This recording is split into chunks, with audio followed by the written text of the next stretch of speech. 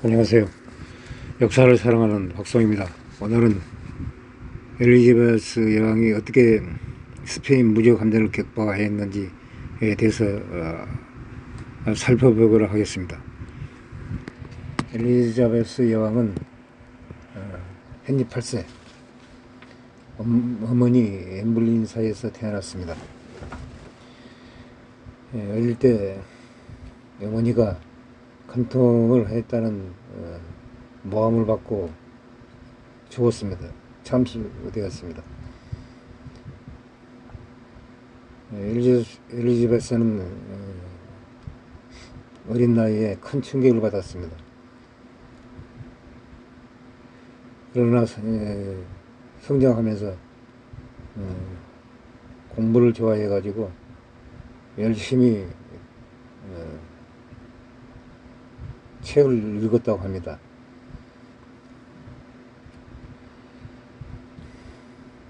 이복 언니 메리 1세가 있었습니다.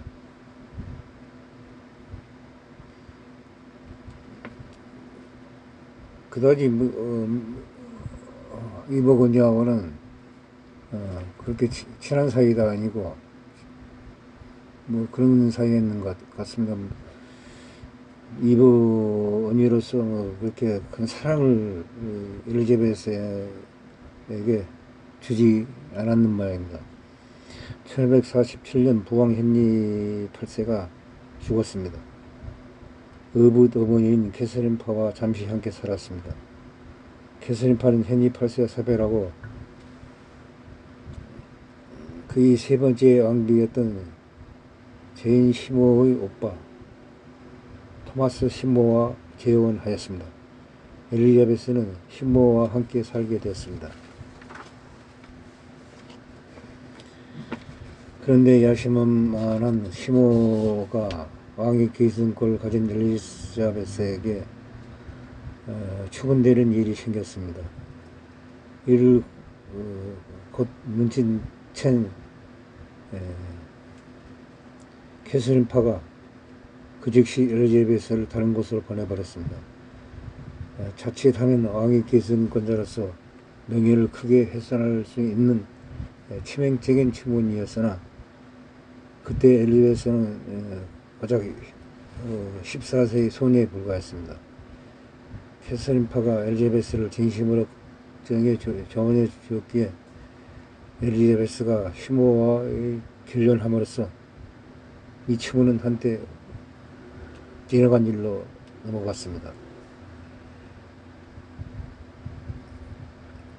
4살 차이가 나는 이복 남동생 에드워드 6세와 사이는 좋은 편이었으며 엘리자베스가 엠블린의 맏딸임에도 동생에게 애정을 쏟았습니다. 점차 정치적 입장과 정도의 차이로 인해 사이가 벌어지게 되었습니다. 메리 1세가 왕위에 등극하였습니다. 이복 언니죠. 엘리자베스는 무관 혐의로 런던 탐에 감금당하는 실현을 당했습니다. 엘리자베스가 자신의 혐의를 적극적으로 부인한 데다가 증거가 없었기에 풀려나게 됐습니다. 메리 1세는 엘리자베스와 애정어린 줄다리기를 하였습니다. 결국 주복을 눈앞에 두자 할 수 없이 헨리 8세의 마지막 남은 후손인 엘리자베스를 후계자로 지명하게 되었습니다. 엘리자베스가 즉위할 당시 잉글랜드는 여러모로 불안한 상태였습니다. 아버지 헨리 8세가 어머니 엠블린과 결혼을 하면서 세운 수장령은 잉글랜드 국교를 카드릭에서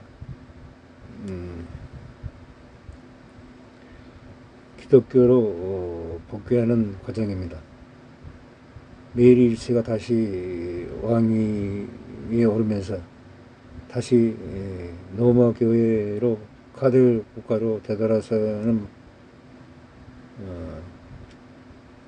과정에 있었습니다. 메리 1세의 남편이었던 필리페 2세 에스파니아 왕이었습니다.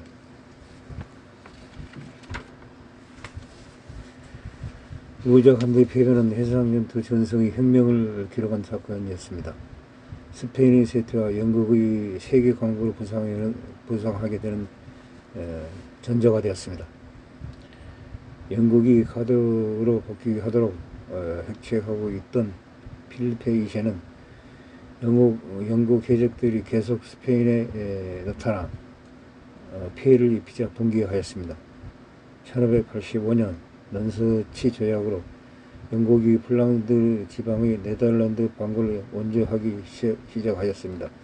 1585년 해적 출신 드레이크가 카리브해 무역이 타격을 입게 되자 필리페 2세는 영국을 직접 침공하기로 결정하였습니다. 그런 네덜란드의 습장인 파르마 공작 기하의 나라란 병사 300명을 주력 침공으로 결정하였습니다. 이들 주력군이 플랑드르로부터 영국 남동부에 상륙할 수 있도록 도보 해협을 확보하기 위해 본토에서 충분한 해군력을 파견하기로 결정하였습니다. 2년에 가까운 준비를 하였습니다. 1588년 5월 우호적 함대는 메디나 시드니아 공작의 지휘하에 리스본을 출항하였습니다. 메디나 시도니아 공작은 스페인에서 가장 명망 있던 제독인 산타크루스 후작이 그의 2월 사망함으로써 그를 대신해서 함대의 지휘권을 맡게 되었습니다. 그런 과장성과 재능을 갖춘 나라란 행령가였으나 해양에서는 경험이 없었습니다. 스페인 함대는 130척의 선박에 약 8,000명의 선원 그리고 2만 명에 가까운 병사들로 이루어져 있었습니다. 이 가운데 약 40척은 전함이며 나머지는 대개 수송선의 소형 선박이었다고 합니다. 스페인 측은 자신들의 선박 가운데 최상위 거쳐자 영국 선박보다 느리며 중사포의 성능도 뒤떨어진다는 것을 알고 있었습니다. 영국군과 싸울 경우 상대편 전함에 올라타 상대를 무찔 수 있는 힘만 믿고 있었습니다. 영국 함대는 에핑함의 하워드 남작 2세 하워드가 지휘하고 있었습니다. 그는 스페인의 메디나 시드니아에 비해 경험은 많지 않았으나 실적만에서는 좀 뛰어난 지휘관이었다고 합니다. 부상의 사령관 역시 해적 출신 드레이크였습니다. 영국 함대는 때로 거의 200척에 이르는 선박을 가지고 있었으나 도보 해협에 잇따른 벌어지는 대부분의 해전에서는 그 수요가 100척이 채 못되도록 줄어들었습니다. 영국 측이 보유한 그 중 가장 큰 규모가 큰 선박은 스페인의 것과 규모가 거의 같았습니다. 영국군은 대포에 크게 의존하였으며 함정에는 적은 수의 병사만을 승선시켰습니다. 스페인 선박보다 수요도 많고 규모도 큰 대포를 정착하고 있었습니다. 민첩하고 조종하기 쉬운 선박에다가 이 같은 대포들을 갖춘 영국군은 상당한 거리를 유지하면서 스페인 함대 포격을 간다는 계획을 세우고 있었던 것 같습니다.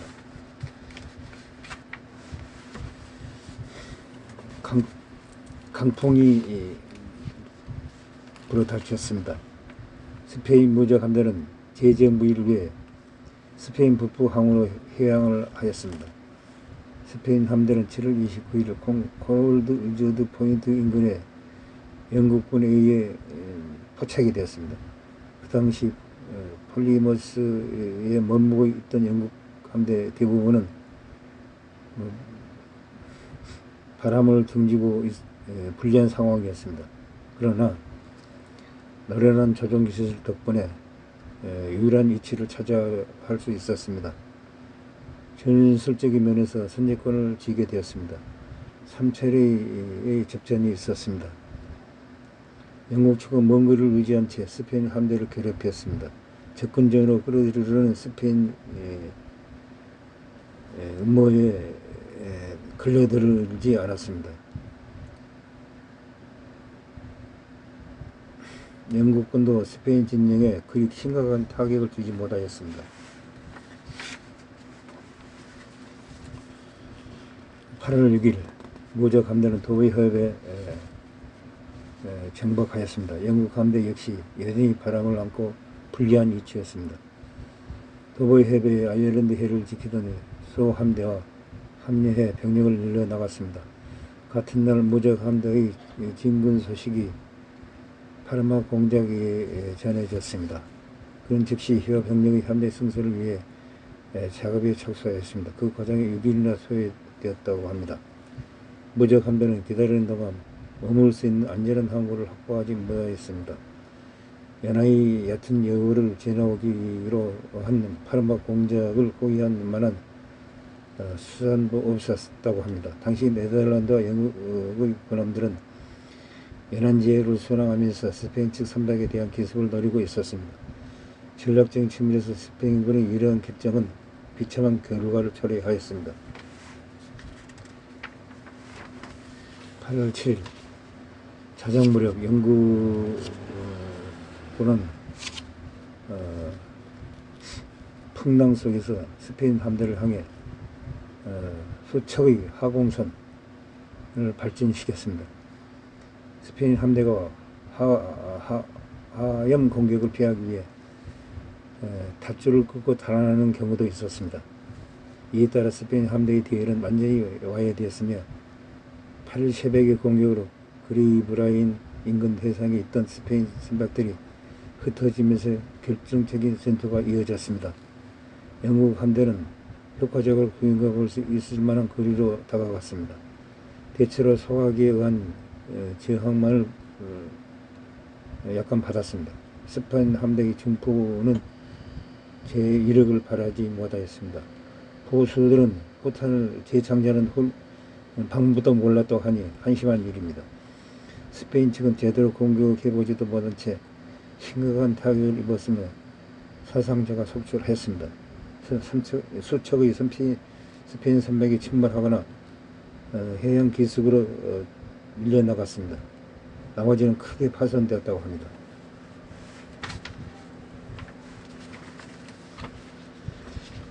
영국군은 탄약 부조로 공격을 중단해야 하였습니다.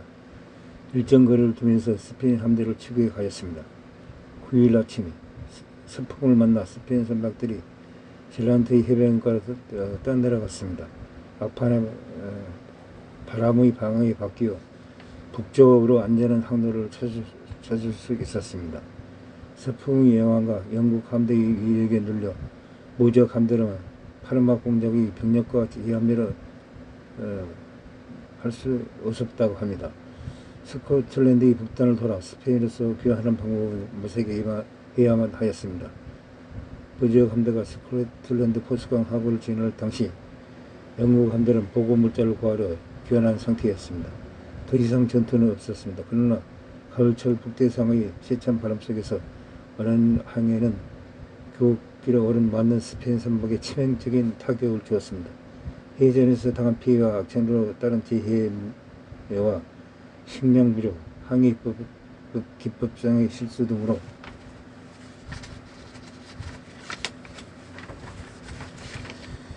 스페인 무적 함대는 고개상에서 침몰하였습니다.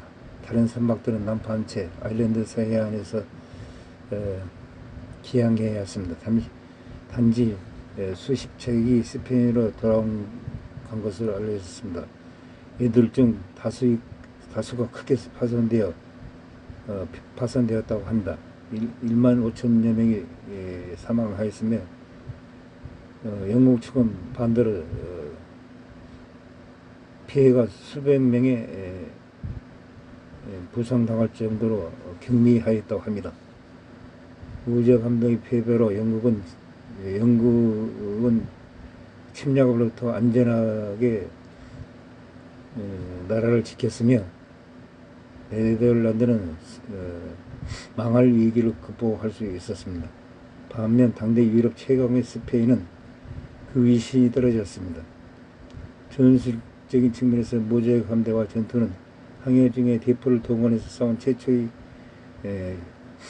해전이었습니다. 역사적으로 큰 의미를 가지게 된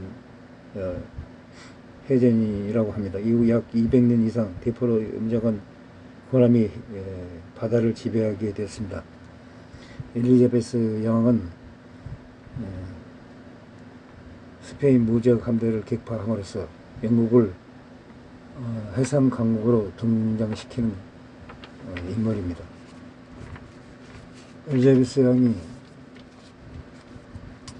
평생 결혼을 하지 않은 동기는 저희 생각입니다만은